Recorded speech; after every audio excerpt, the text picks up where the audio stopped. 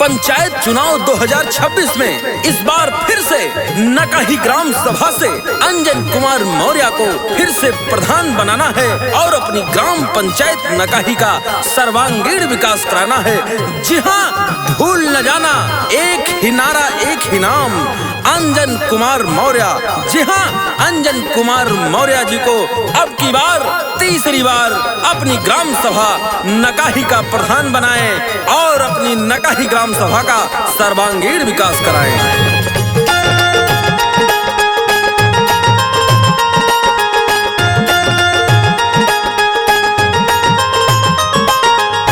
फिर से प्रधान बनाई दा चुनावा में, फिर से प्रधान बनाई दा चुनावा में, अंजन मौर्य के जिताई दा चुनावा में, अंजन मौर्य के जिताई दा चुनावा में, फिर से नकाही के चमकाई दा चुनावा में, अंजन मौर्य के जिताई दा चुनावा में,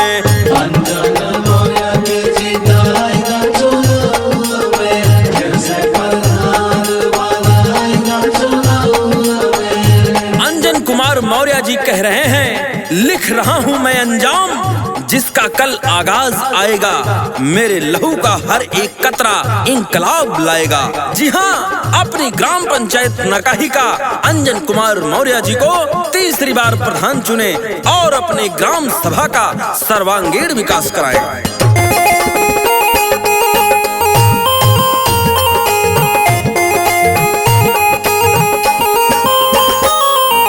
भैया अंजन मौर्य के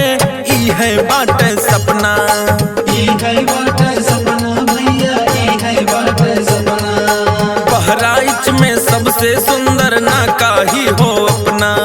नकाही हो अपना भैया, नकाही हो अपना, भैया अंजन मौर्य के ई है बाटे सपना, बहराइच में सबसे सुंदर नकाही हो अपना, इन्हीं के नौवा सुनाए पूरे गौवा में, इन्हीं के नौवा सुनाए पूरे गौवा में,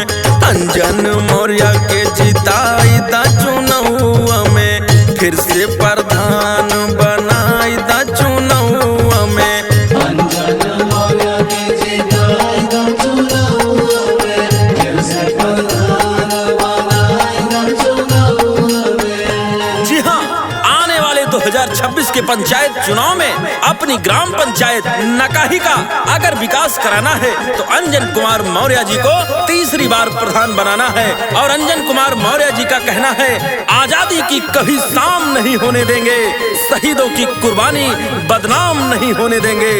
बची हो जो एक बूंद गर्म लहू की, तब तक भारत माता का आंचल नीलाम नहीं होने देंगे। जी हाँ, ऐसा जज्बा लिए अंजन कुमार मौर्य जी अब की बार फिर से तीसरी बार आप सबकी सेवा करने के लिए तैयार हैं। तो आप सब इनके हाथों को मजबूत बनाएं और अपनी ग्राम पंचायत नकाही का प्रधान बनाएं और अपनी ग्राम सभा नकाही का सर्वांगीण विकास कराएं।